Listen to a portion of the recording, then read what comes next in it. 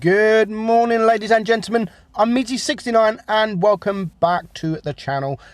Update 6.7 is live, and with that brings two new tanks, two new missile rocket launching tanks. And what tanks these are? This is the T92 E1, which is the Tier 9 American light tank, and we also have the Sheridan. But today we're going to look at the T92 E1, the Tier 9 version. I am having so much fun with this tank. It's a great tank, and to be honest, playing it, at the moment I'm preferring this than the Sheridan. I've played, let's have a look. My stats are not the greatest, but I mean, there's a lot of these tanks around at the moment. I've had 22 battles, 69%, and I'm on what, 2.7k average damage, which isn't so bad for a tier 9 tank. So stat wise, why is this thing so good? I do think that it is a little bit overcooked. I'm not gonna lie, I don't think it's completely OP, but I think it is a little bit overcooked. And that's not because of the missiles. The missiles, I'm going to ignore the missiles. I really am, because you can only use the missiles in certain opportunities, and they're not being used from what I've seen so far on the live server. They're not being used how they should be used. People were just shooting missiles left, right, center just to test the missiles, and I'm watching it, I'm thinking, what are you guys doing? Like, you're losing us the game because you want to shoot a missile instead of shooting the APCR. Now this thing, believe it or not, has some troll armor, very troll armor. I've got one game in here that I bounced 1600. It can bounce, and again, we're going to come up against quite a few of these, and you can see when the tank gets into a certain kind of angles, they can bounce shots. But the armor wise, it only has 40mm of turret pen and 76mm of hull armor, sorry. So on paper, it's not the best, but with the shape of the turret, the shape of the hull, you really can get some bounces, very troll bounces in this tank. So the DPM 2100, that gives it a 16 second reload, and the penetration I think is really, really good. The APCR is 240, your heat is 340, and your HE is 90. You can run the calibrated shells, will put your APCR to 252, heat to 374, which is a big difference, and your HE to 99. So we are going to run that. I haven't been running it, but we're going to run it from now on, and that does lower your DPM a little bit, and it gives it an extra second reload, which could be vital, because that's a long reload. That is a long reload. Now, what I love is you do the same damage on your APCR than you do the heat. Don't forget, the heat is the only, no, I don't want to sell it. Heat is the only ammunition that has the rocket, not the APCR. The APCR is just normal. It's just the normal shell, and so is the HE. You do 560 damage for the APCR, 560 for your heat, and 680 for your HE. So the HE is not much more. To be honest, it's not much more. You can roll that. You can roll more than that with your APCR. So really, I would only ever shoot HE if you need to decap or anything like that, if you come across grills and stuff like that. But really, the HE, you don't need that much. Aim time 4.2, dispersion 0.380, and it does have a nice 10 degrees of gun depression. It goes 65 kilometers an hour as well. Now, what this tank, I think, and the same as the Sheridan, I do think they need to be nerfed. I do think they need to be nerfed a little bit, and I don't know how they're going to nerf it. But for starters, I would nerf the shell velocity. It's crazy. It is absolutely crazy how quick these shells come out and penetrate the enemy, like really quick. So we're going to get into some games. We have 3 games from myself, so we're going to get straight into them. So all 3 games are from myself, 2 on my main account and 1 on my press account from the NA server. While I was waiting for EU to come back up, I thought I'd go and get some footage on there. And I aced the tank on the NA on one of my first games, so I thought I come back to EU when it was up, thinking it would be quite easy to ace. I was wrong. It was actually very difficult to ace. Now we have, as you can see there, you can see the front plate at these angles. They are red. It was red, even though we was easily be able to penetrate him. But this game is the game that we bounced like 1660 or something like that, 1620 damage, which I was shocked about. And I don't know where we're going to get shot in a minute. I don't even know where from, and we're going to bounce it. And I don't know how we bounced it, but we do. So we managed to take out that T92 E1 from the enemy team. We are now 6 against 5. We're still full hit points. I'm waiting to try and reset my camo, and we're going to try and get a shot on the E75. And this is where we're going to get shot from behind. Look at that, 640 alpha, somewhere behind, and somehow we managed to bounce it. Like, how did we manage to bounce that in a light tank with no armor?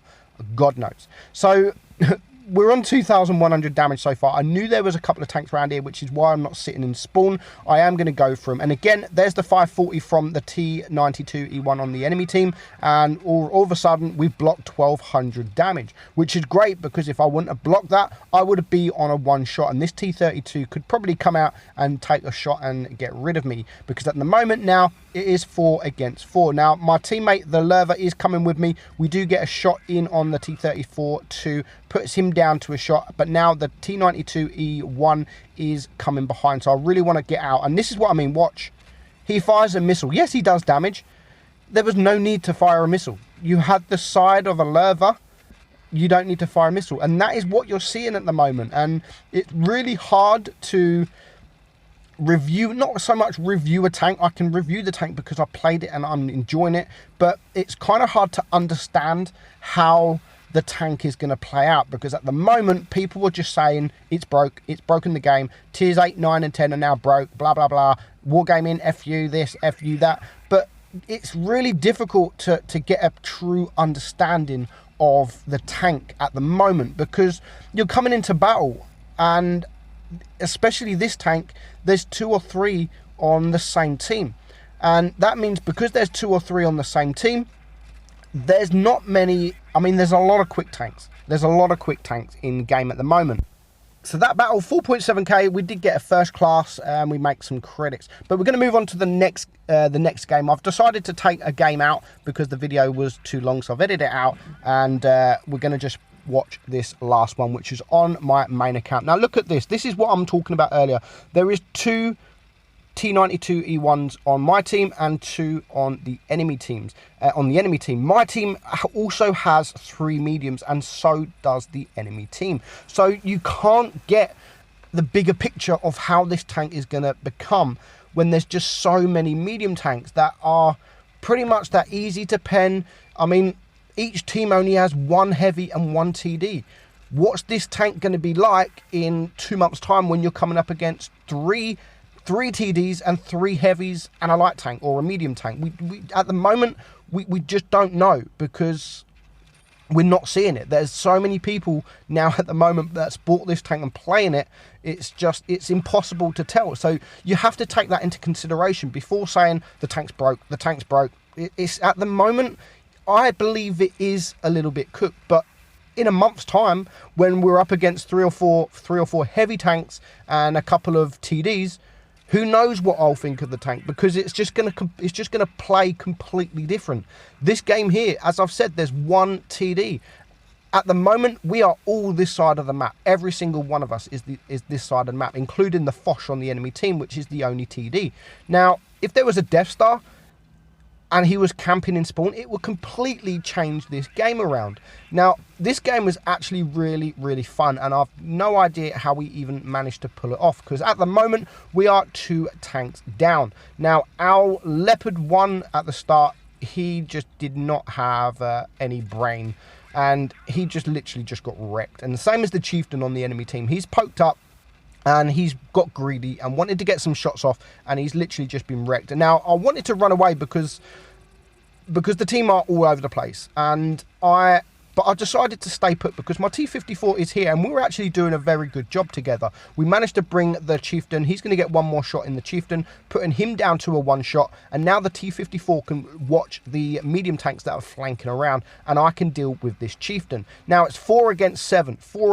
We got a lot of work to do, but I do manage to take out the chieftain. I do get shot in return, but I think that shot was worthy of taking the tank out, and I think it was good hit point trading. So now we bring it down to a 4 versus 5. There is still 2 T92 E1s on the enemy team. One shot from the both, then I could be dead, and obviously one shot from the Foch as well, which is around this area.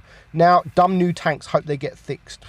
We'll see in a month's time. In the month's time, we'll see. Now the thing with this tank is bad players are gonna do bad.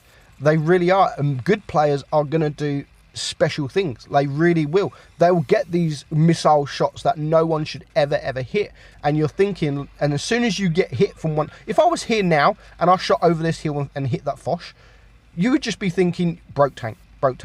But it might take me 10-15 shots, but some players will be able to get that shot. Iverson, for one, Pramo, he is fantastic in this tank. He would probably attempt that. Now, for me, I could attempt it and I could get it, but it's just not worth the risk. It really isn't worth the risk.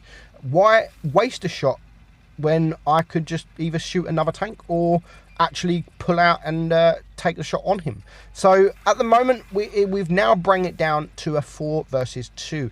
I got one shot on the T92 E1. He's now a one shot, and I did get shot in return, but as you can see, he shot me with HE and didn't even do 300 damage, which is great. Now one of my teammates has gone the left side, which is my opportunity to get through. I really wanted to take out the lower hit point tank, but I'm going to have to deal with him instead. But I do get a nice shot into him, putting my damage now up to 4,600 damage, and it's now a 3-on-2. One of them is a one shot. He's just a HE roll. I don't want to poke down and risk it just yet, but now I've seen that they have both shot, I'm thinking, right, one of them now puts his adrenaline on, which makes me think, right, I have to go. He's on the run.